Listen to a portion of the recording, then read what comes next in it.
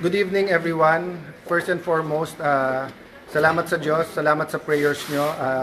So far, everyone is safe. So far, walang balita po na anyone got hurt from the gunshot. So let me update you. First of all, kalma muna lahat. Kanina po, I was forced to manawagan through the Facebook because there's no other means of communication. Even now, I want to be in front of the Senate media, pero sinesecure pa yung ibang areas and I think they're downstairs. So, Secretary Remulla of SILG, of the DILG is here. General Aberin of the NCRPO are here.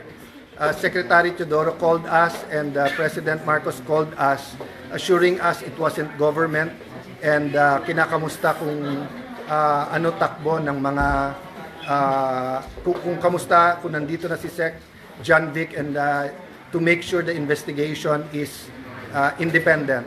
So I'm just talking to everyone to tell you, one, thank you sa inyong prayers. Two, we're here.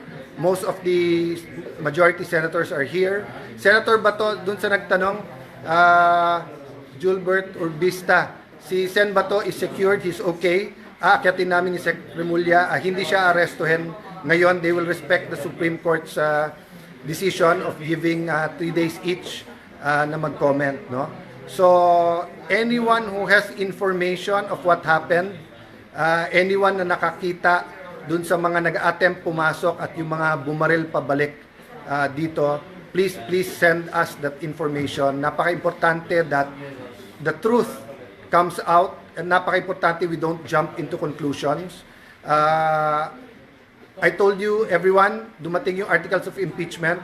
We don't want any speculation that this has any connection with anything, whether it's the Senate majority, whether it's the articles of impeachment, politics, personal dito. But this is the first time na nakaramdam ng ganito ang Senado. No?